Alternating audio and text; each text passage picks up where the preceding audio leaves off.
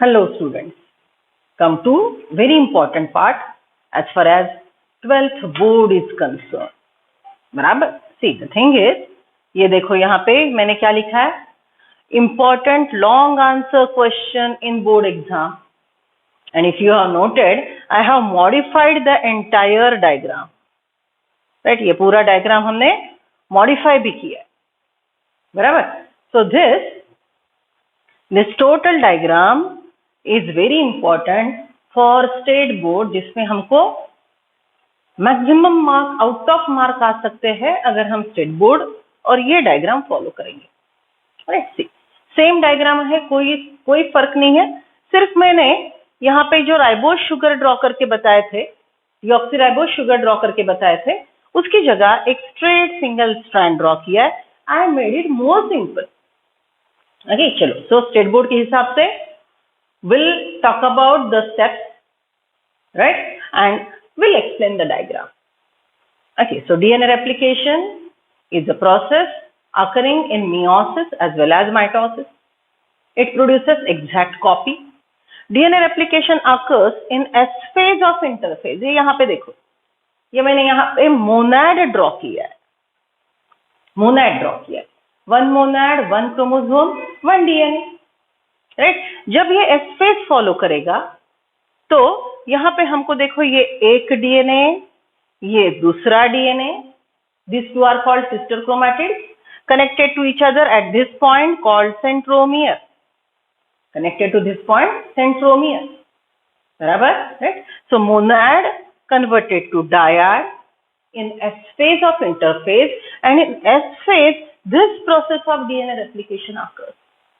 S phase में ये main DNA replication की प्रोसेस होती है, जिसमें एनर्जी, राइट, टाइमिंग, ओके, और एक्यूरेसी, ये बहुत ज्यादा इंपॉर्टेंट है. एनर्जी लगेगी, शॉर्ट टाइम में ये सब होना चाहिए, राइट, एक्यूरेसी तो होनी चाहिए. बराबर. ओके, तो यहाँ पे हमने ये सिंपल डायग्राम ड्रॉ किया था. This is double stranded parental DNA, open हो गया, राइट, कॉम्प्लीमेंट्री न्यूक्लियोटाइड्स ऐड हुए और हमको ये दो सिस्टर क्रोमैटिड मिले. यहाँ पे मैंने सिर्फ कॉम्प्लीमेंट्री बेस पेयरिंग के अनुसार कैसे हमको एग्जैक्ट कॉपी मिलती है ये समझाया है. And one more thing, colour code. Black one is parental DNA, this red one is leading daughter DNA strand, and the blue one is lagging daughter DNA strand. Okay, so diagram के title अच्छे से देखो. See, it is semi conservative DNA replication in which 50% old black, 50% new is synthesized. So 50% old, 50% new are synthesized. Is semi-conservative DNA replication in which exact copy of DNA are formed. Right? Okay. So ये total part हो गया introductory part. याद है मैंने आपको board के question के answer कैसे लिखने हैं इसका फॉर्मूला बताया था. तो पहले हम जनरल इंफॉर्मेशन लिखेंगे. General information. DNA replication occurs in a dividing cell which is performing meiosis, mitosis, even a mitosis. Because of DNA replication, the monads are converted to dyads. DNA replication starts and completes in S phase of interphase. This process is completely discussed by Watson and Crick. They were the Nobel Prize winner, giving structure of DNA as well as mechanism of DNA replication. DNA replication is a semi-conservative and producing exact copy of the parental DNA. Two daughter DNA produced are exact copy of each other and they are exactly similar to the parental one. It is called semi-conservative because 50% old, 50% new are synthesized. Right? फिर आप सिर्फ ये diagram उतारोगे. Right, ये मोनैड का died जरूरत नहीं है आपके अंडरस्टैंडिंग के लिए. ये सेमी कंजर्वेटिव मैकेनिज्म, राइट, ये मैंने ड्रॉ किया. अगर मिचेल्सन एंड स्टाल का एक्सपेरिमेंट पूछा जाए जो आगे जाके हम देखेंगे तो उसके लिए ये डायग्राम हम ड्रॉ कर सकते हैं. लेकिन डीएनए रेप्लिकेशन का लॉन्ग आंसर, जो लंबे लंबे 4-5 मार्क के क्वेश्चन होते हैं, राइट, उसके लिए हमको ये इतना डायग्राम इनफ है. What the thing, right. तो अब हमने क्या सीखा था. ये पेरेंटल डीएनए, यहाँ पे अभी कुछ नहीं शुरू हुआ. ये यहाँ पे loosely coiled DNA because of activity of endonuclease. ये single strand of DNA because of activity of helicase. Single strands are stable, made stable because of activity of SSB protein, ये green color के circle, which are attached near the fork. At the fork, the enzyme working is helicase. Helicase के चार नाम, helicase, REP protein, DNA unwinding protein, DNA unzipping protein. Right? Okay. यहाँ पे DNA replication का leading strand, ये RNA primer, ये lagging strand, okay, Okazaki fragment. Clear with the thing, right? चलो. So we are discussing the process of DNA replication. I am reading state board page number 74. Okay, see now. DNA molecule regulates, controls all the activities of the cell. It is master molecule. Total information of heritable characters is there with it. So it is regulating n number of metabolic reactions in the cell by synthesizing the enzymes. DNA information RNA को देता है. RNA, rRNA, mRNA, tRNA ribosome में protein synthesis का काम करते हैं. वो protein enzyme बोल के काम करता है. एंजाइम है इसलिए केमिकल रिएक्शन होती है. तो केमिकल रिएक्शन क्यों हुई? क्योंकि एंजाइम था. एंजाइम किसने बनाया? आरएनए ने. आरएनए को किसने सिखाया? डीएनए. मतलब वो एंजाइम किसने बनाया? Right, indirectly DNA. एंजाइम की वजह से कोई तो भी कैरेक्टर रेगुलेट होता है. It may be skin colour, it may be eye colour, it may be height, it may be curly hairs, right, it may be your blood group. So who is ultimately regulating the heritable characters is a segment of DNA which is having information to regulate a character is called gene. बराबर? चलो, see. The DNA molecule regulates and controls all activities of the cell. Because of its unique structure, it is able to control the synthesis of other molecules of the cell. Okay, DNA enzyme बनाता है. Enzyme की वजह से बाकी के biomolecule cell के अंदर बनते हैं. At the same time, when the cell reproduces, the DNA also should replicate itself to distribute equally to daughter cells. If it is a cell division mitosis, okay, तो अगर ह्यूमन सेल के mitosis की बात करेंगे, human cell के पास 23 pair of chromosome है, 46. तो mitosis के पहले 46 क्रोमोसोम और 46 क्रोमोसोम और 46 डीएनए बनाएंगे. राइट, तो सेल के अंदर हो गए 46 प्लस 46. राइट, और माइटोसिस में फिर 46 इक्वली डिस्ट्रीब्यूट होंगे और दोनों baby cell will be having same amount of genetic material, 46 chromosome, 46 DNA, 46 monad at the end of mitosis. Right, equational division. Meiosis में 46 क्रोमोसोम के 46 डायड बनेंगे.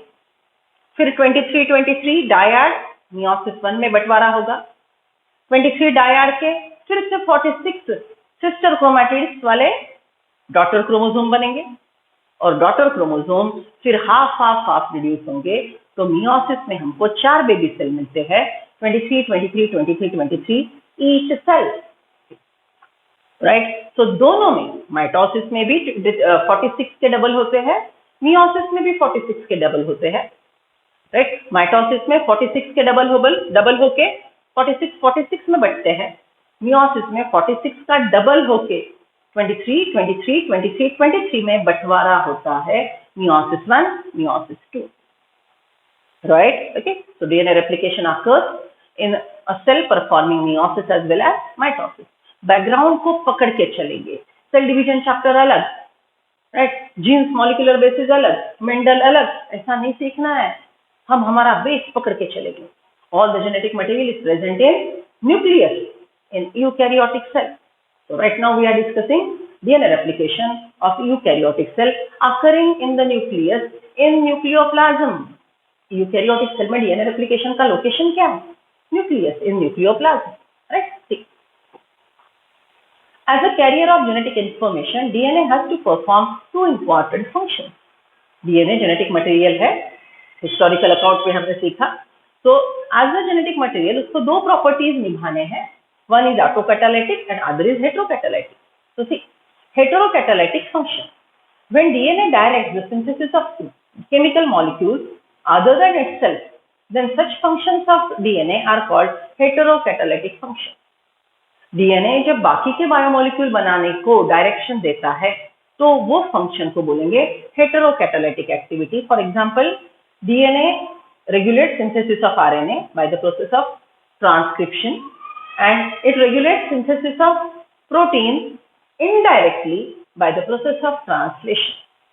So when DNA is working or performing heterocatalytic activity, it is synthesizing either RNA or protein. Autocatalytic function.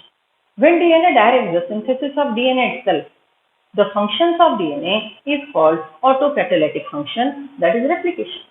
DNA जब DNA ही बनाता है तो ये function को autocatalytic function बोलेंगे. The process by which DNA duplicates itself is called replication. Though through replication it forms two copies of DNA that are identical to each other. एक DNA से हमको दो DNA बने मिलेंगे जो exactly similar है एक दूसरे से, exactly similar है parental से. In eukaryotic organism, replication of DNA takes place only once in cell cycle. Mitosis में भी एक ही बार होगा DNA replication in a phase of interphase. Meiosis 1, Meiosis 2 की पूरी तैयारी Meiosis 1 के इंटरफेज में ही होगी. Meiosis 1 के इंटरफेज में S फेज में DNA replication एक ही बार होगा, राइट? क्योंकि दोनों Meiosis 1 और Meiosis 2 की तैयारी Meiosis 1 में ही होती है, right? In eukaryotic organism, replication of DNA takes place only once in cell cycle. It occurs in S phase of interphase in the cell cycle, producing monad converted to dyad. Monad is one DNA, one chromatid, one chromosome, one centromere. Dyad is two chromatid, two DNA, one centromere, one chromosome. ये cell division में पूरे फॉर्मूले लिख के दिए थे, right? ये शब्द ध्यान में रखो. DNA replicates through semi-conservative mode of replication. The model of semi-conservative replication was proposed by Watson and Crick on the basis of anti-parallel and complementary nature of DNA strand. The process of semi-conservative replication is as follows. The first step, activation of nucleotides. The four types of nucleotides of DNA, that is deoxyadenosine monophosphate, deoxyguanosine monophosphate, deoxycytidine monophosphate, deoxythymidine monophosphate. Right? हमने ऐसे बोला था, all monophosphate are like this. React with ATP, right? So monophosphate will convert it to diphosphate. Diphosphate again accepts ATP, one more IP and forms triphosphate. Okay. So all these triphosphate nucleotides are activated nucleotides. These are all activated nucleotides. They are activated by ATP in presence of enzyme phosphorylases. Okay, ATP का phosphate bond टूटेगा, energy release होगी. Phosphate और energy activation के लिए nucleotide लेगा, right? और nucleotide monophosphate से di और ट्राइफॉस्फेट बनेगा. This results in formation of deoxyribonucleotides triphosphate, right? तो इसको हमने और एक नाम बोले थे, adenylic acid, guanidylic acid, cytidylic acid, thymidylic acid, right? ये सब मोनोफॉस्फेट है. अब यहाँ पे ट्राइफॉस्फेट बनेंगे. The process is known as phosphorylation. You know, addition of phosphate is phosphorylation, right? So ATP से IP निकलेगा और guanosine monophosphate, cytosine monophosphate में ऐड होगा, right? So एक फॉस्फेट देगा तो उसका डिफॉस्फोराइलेशन हुआ, जिसने फॉस्फेट लिया उसका फॉस्फोराइलेशन होगा. Okay, dephosphorylation, phosphorylation we have discussed enough in photosynthesis as well as respiration. Point of origin or initiation point, ORI. The beginning at specific point O, origin, and terminates at point T. Origin is flanked by T sites. Origin is flanked is like both sides.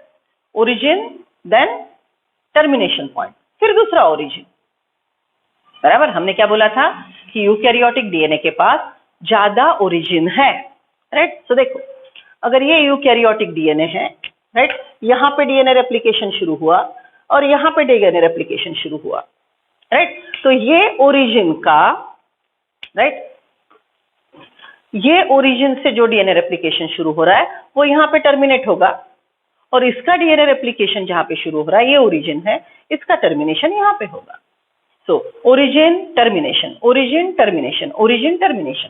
Okay, ऐसे eukaryotic cell में ज्यादा points है, so as to increase the speed of process of DNA replication. Flanked by मतलब end by. Okay, उसके दोनों side क्या होता है, flanked by. The unit of DNA in which replication occur is called replicon. DNA का वो unit जो replication का काम करता है, दैट इज रेप्लिकॉन। डीएनए का वो यूनिट जो म्यूटेशन का काम करता है, दैट इज म्यूटॉन। डीएनए का वो यूनिट जो एक कैरेक्टर रेगुलेट करता है, दैट इज सिस्ट्रॉन, राइट। और डीएनए का वो यूनिट जो रिकॉम्बिनेशन करता है, दैट इज रिकॉन। ओके, सो 4 नाम बार बार बोलूंगी, पहली बार अभी यूज किया है। म्यूटेशन करने वाला डीएनए का यूनिट म्यूटॉन, रिकॉम्बिनेशन करने वाला रिकॉन, राइट। जीन एक कैरेक्टर रेगुलेट करने वाला सिस्ट्रॉन। ओके, और what they are written here, the unit of DNA in which replication occurs is replicon। ये यहां से यहां तक एट ए टाइम रेप्लिकेट होता है ना। ओके, ये पहला ओरिजिन, ये दूसरा ओरिजिन। ये एग्जांपल दे रही हूँ, ये बहुत लंबा डीएनए है, समझ लो। यहाँ पे एक ओरिजिन है और यहाँ पे इसके बीच में भी बहुत लंबा डीएनए है, लंबा डीएनए है। यहाँ पे एक ओरिजिन है, यहाँ पे एक ओरिजिन है, तो सीक्वेंस कैसे होगा, ये ओरिजिन, इसका ये टर्मिनेटर, फिर दूसरा ओरिजिन, उसका ये टर्मिनेटर, राइट। ओके, तो यहां से यहां तक एट ए टाइम जो डीएनए रेप्लिकेट होता है उसको हम बोलेंगे unit of replication, that is replicon, बराबर। Then in prokaryotes there is only one replication, however in eukaryote there are several replicons in tandem। okay, अब पैरेलली हम एक काम कर रहे हैं, we are differentiating prokaryotic and eukaryotic DNA replication। तो एक रफ कागज पे आप पहले लिख लोगे, फेयर नहीं, बस पॉइंट फटाफट लिखोगे, बाद में फेयर करेंगे। Prokaryotic DNA replication, eukaryotic. Prokaryote में लिखेंगे ओनली वन ओरिजिन, यूकैरियोट में लिखेंगे many origin. Prokaryotic DNA DS circular, eukaryotic DNA DS linear, बराबर। चलो, turn the page. Replication fork, the point formed due to unwinding and separation of 2 strands appear like a Y-shaped fork called replication fork, replication fork। The unwinding of strand imposes strain which is relieved by superhelix relaxing enzyme।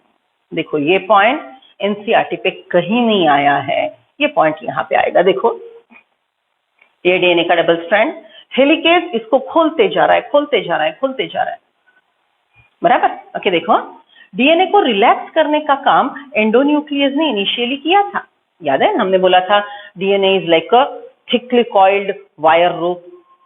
Okay, 2 strand को पकड़ के हम खींच रहे हैं, वो खींचना हमारे लिए संभव नहीं होगा क्योंकि दोनों साइड से सुपर कॉइल बनेंगे, बराबर। तो हमने एक स्ट्रैंड को कट कर दिया, डीएनए सर अनवाइंड, बराबर, फिर से रीसीलिंग कर दिया, उसकी वजह से हमको लूजली कॉइल्ड डीएनए मिला।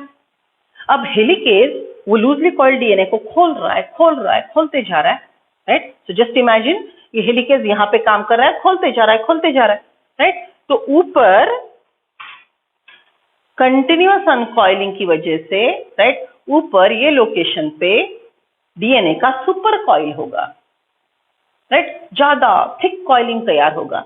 ये थिक कॉइल का प्रेशर ये स्ट्रैंड पे आएगा, जिसकी वजह से अनकॉइलिंग की प्रोसेस दिक्कत में रहेगी, ओके, डिफिकल्ट जाएगा, बराबर। देखो ना, आप जस्ट इमेजिन करो, रोप को ऐसे आप खींच के सेपरेट कर रहे हो, रोप के 2 स्ट्रैंड को, ऊपर सुपर कॉइल बना है, नीचे सुपर कॉइल बना है, तो वो कंडीशन में वो सुपर कॉइल दोनों स्ट्रैंड पे प्रेशर डाल रहा है।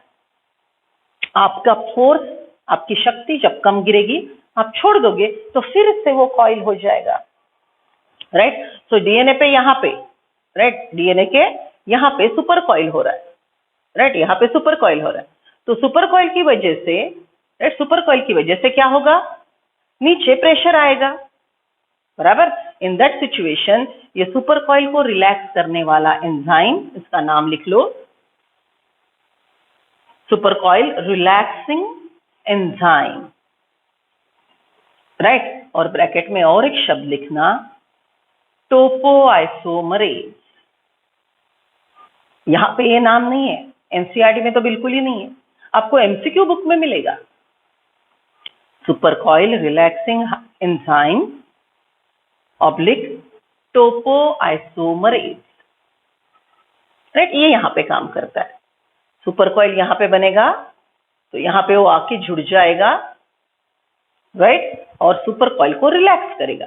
अगर बहुत ज्यादा टेंशन आ गया तो ये फिर से एक स्ट्रैंड को कट करके डीएनए को अनवाइंड करेगा, रीसीलिंग कर लेगा, right. So supercoil relaxing enzyme topoisomerase is working at supercoil if produced.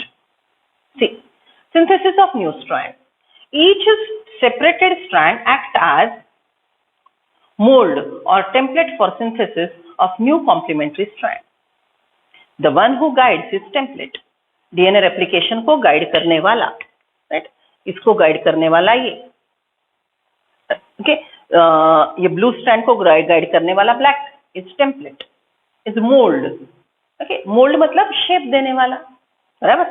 सो इसका शेप डिसाइड करने वाला ब्लू का मोल्ड है, ये ब्लू वाला लैगिंग स्ट्रैंड है ना, लैगिंग स्ट्रैंड का मोल्ड है lagging template, leading red strand का मोल्ड है लीडिंग टेम्पलेट, बराबर। सो हम यहाँ पे कौन से दो नाम यूज करेंगे, इसको बोलेंगे lagging template which is running 5:3, इसको बोलेंगे leading template which is running 3:5, बराबर, ओके, समझ के चलो। This is lagging template running 5:3, leading template running, wait a second, lagging template running 5:3, शायद मैंने गलती की थी, अच्छे से सुनो, lagging template run 5:3, leading template run 3:5, बराबर, ओके। डायग्राम को देख के मेरा सेकंड लाइन अच्छे से सुनो, right. C, each separated strand acts as mold or template for synthesis of new complementary strand. It begins with the help of small RNA molecule called RNA primer. DNA replication always begins with small RNA, right? यहाँ पे देखो, DNA replication always starts with the small segment of RNA. It promotes accuracy. It's called RNA primer, right? It is called RNA primer. See, RNA primer get associated with the 3 end of the template. ये देखो, ये template है, the one who guides black वाला, black के 3' end पे हमेशा RNA primer जुड़ेगा। यहाँ पे पहले जुड़ेगा तो यहाँ पे DNA replication पहले शुरू हुआ, जब तक ये स्ट्रैंड ओपन हो गया, राइट, तो ओपन होते होते जब कंसिडरेबल लेंथ ओपन हो गई तो यहाँ पे आरएनए प्राइमर जुड़ा, ये आरएनए प्राइमर भी टेम्पलेट के 3' एंड पे जुड़ा है और 5' एंड की तरफ नया डीएनए स्ट्रैंड बन रहा है। तो RNA template always binds at 3' end of the template, leading template as well as lagging template के 3' एंड पे आरएनए प्राइमर पहले जुड़ेगा। RNA primer get associated with 3' end of template strand and attract complementary nucleotides from surrounding nucleoplasm. ये total nucleoplasm है। यहाँ पे activated nucleotides लिखे थे हमने लास्ट लेक्चर में, वो एक्टिवेटेड न्यूक्लियोटाइड्स को अट्रैक्ट करेगा और वन बाय वन यहाँ पे न्यू न्यूक्लियोटाइड्स ऐड होते जाएंगे खुद के 5:3 डायरेक्शन में। These nucleotide molecules bind to the complementary nucleotides on the template strand by forming hydrogen bond. Okay, हमने बोला था मोनोफॉस्फेट, डाइफॉस्फेट, ट्राइफॉस्फेट, ये गया, राइट, और नया स्ट्रैंड बनाने में मदद करेगा। 2 फॉस्फेट निकल गए, एनर्जी रिलीज हुई, वो यूज होगी बॉन्ड बनाने के लिए, राइट, और ये नया न्यूक्लियोटाइड ओल्ड न्यूक्लियोटाइड के साथ फॉस्फोडाइस्टर बॉन्ड बनाएगा और कॉम्प्लीमेंट्री स्ट्रैंड के साथ हाइड्रोजन बॉन्ड बनाएगा, राइट। कहाँ पे देखो, यहाँ से ये आरएनए प्राइमर को ये नया न्यूक्लियोटाइड जुड़ गया, राइट, तो ये नया न्यूक्लियोटाइड आरएनए प्राइमर के साथ फॉस्फोडाइस्टर बॉन्ड बनाएगा और कॉम्प्लीमेंट्री बेस पेयर के साथ यहाँ पे हाइड्रोजन बॉन्ड बनाएगा, right. These nucleotide molecules bind to the complementary nucleotides on the template strand by forming hydrogen bond A double bond T or T double bond A, G triple bond C or C triple bond G. The newly bound nucleotides get interconnected by phosphodiester bonds, forming a polynucleotide strand. The synthesis of new complementary strand is catalyzed by enzyme DNA polymerase. Right? Nucleotide यहाँ पे गया, उसने hydrogen bond बनाए, phosphodiester bond से वो खुद के strand को जुड़ गया। ये पूरा प्रोसेस कैटेलाइज करने के लिए कौन सा एंजाइम काम कर रहा है? DNA polymerase. राइट? अब एमसीक्यू बुक में आपके पास डीएनए पॉलीमरेज 1, 2, 3 ऐसे 3 नाम आएंगे। We are not discussing it at the end of the process. I will talk about that. So right now remember only shabd.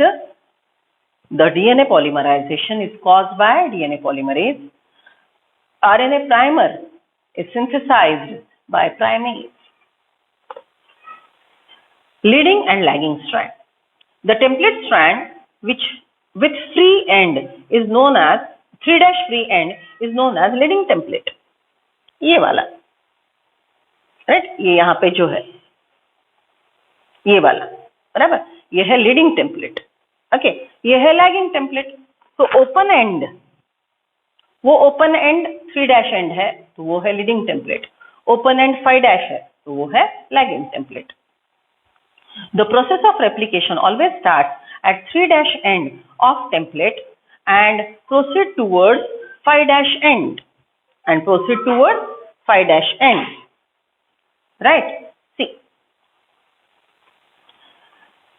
as both the strands of the parental DNA are antiparallel, new strands are always formed in 5:3 direction. Right? ये parental strand antiparallel है. Okay, तो एक strand जो नया strand बन रहा है is growing 5:3 towards the fork and other one is going 5:3 away from the fork because of anti-parallel nature of the parental strand. Okay, every time we are talking about because, reason, क्योंकि assertion reason में आपको right assertion reason नाम का जो प्रकार होता है ना क्वेश्चन का, वहां पे हमको reason, because ये पता होना जरूरी है। One of the newly synthesized strand develops continuously towards replicating fork is called leading strand. Another strand developed discontinuously away from the replicating fork is called lagging strand. जिसका सिंथेसिस पहले शुरू हुआ वो लीडिंग, जिसका डायरेक्शन है 5:3 towards the folk, जिसका replication बाद में शुरू हुआ, बाद में थोड़ी देर के बाद लैगिंग, उसका डायरेक्शन है 5:3 but away from the fork. Maturation of Okazaki fragments. DNA synthesis on lagging template takes place in the form of small fragments called Okazaki fragments, named after scientist Okazaki. Okazaki fragments are joined by enzyme DNA ligase. Okazaki fragments are joined by DNA ligase. देखो, right? See, ये एक Okazaki fragment है, ये दूसरा Okazaki fragment है। यहाँ पे कौन सा एंजाइम काम करेगा? लाइगेज। लाइगेज दोनों को अटैच कर देगा, बराबर। अब आप सोचेंगे मैम ये तो टुकड़े टुकड़े अलग है, ये आरएनए है, ये ब्लू वाला डीएनए है, फिर आरएनए है, ये फिर डीएनए है। तो यहाँ पे और एक प्रोसेस होता है प्रूफ रीडिंग का। प्रूफ रीडिंग में अगर जल्दी जल्दी डीएनए रेप्लिकेशन हो रहा है ना, तो वो कंडीशन में प्रूफ रीडिंग में अगर कोई गलती हो गई तो गलत न्यूक्लियोटाइड निकाल के करेक्ट न्यूक्लियोटाइड ऐड होता है। And one more thing, RNA primer निकाल के उसकी जगह डीऑक्सीराइबोन्यूक्लियोटाइड सब्स्टिट्यूट किए जाते हैं, which are again complementary to the template one, right? Okay, so will read that. See, Okazaki fragments are joined by enzymes DNA ligase. RNA primers are removed by DNA polymerase and replaced by DNA sequences with the help of DNA polymerase 1. आ गया नाम 1, 2, 3, बराबर। अच्छे से देखो। सी, RNA primers are removed by DNA polymerase and replaced by DNA sequences with the help of DNA polymerase 1. Right, मैंने अभी जो बोला था ना proof reading, right. Proof reading करने वाला डीएनए पॉलीमरेज 1 है, जो गलत न्यूक्लियोटाइड को निकालेगा, एक्यूरेसी के लिए पहले जो आरएनए प्राइमर ऐड किए थे उनको भी निकालेगा और उसकी जगह right complementary deoxyribonucleotide attach कर देगा। तो इसका मतलब ये आरएनए प्राइमर निकल गया, ये आरएनए प्राइमर निकल गया, यहाँ पे नए न्यूक्लियोटाइड जुड़ गए, ओके, डीऑक्सीराइबो न्यूक्लियोटाइड जुड़ गए and all the fragments are connected to each other. Means what? You are getting a single straight connected DNA strand made up of only deoxyribonucleotides. Right? Then RNA primer are removed by DNA polymerase and replaced by DNA sequence with the help of DNA polymerase 1 in eukaryotes and DNA polymerase alpha in prokaryotes. बच्चों यहाँ पे एक simple सी trick है ध्यान में रखने के लिए। ओके, हम ऐसा लिखेंगे ये प्रोसेस में डीएनए पॉलीमरेज 1 2 3 को हम कैसे लिखेंगे? Will write down like this, see simple. ठीक है, यहाँ पे I am just adding here, see we are having 3 types of DNA polymerase, right. We are having 3 types of DNA polymerase, right. We are talking about in prokaryotes and in eukaryotes. So DNA polymerase 1, right, अगर prokaryote में DNA polymerase 1 है तो eukaryote में वो alpha है, इधर 2 है तो ये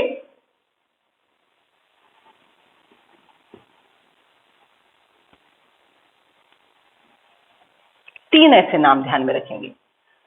DNA polymerase in prokaryotes are of 3 types 1 2 3। DNA polymerase in eukaryotes are again of 3, actually 4 types. It is alpha, beta, delta and epsilon.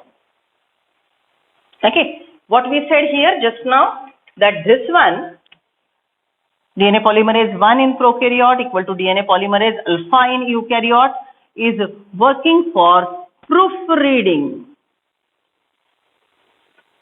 आप अच्छे से लिख लो, it is working for proofreading.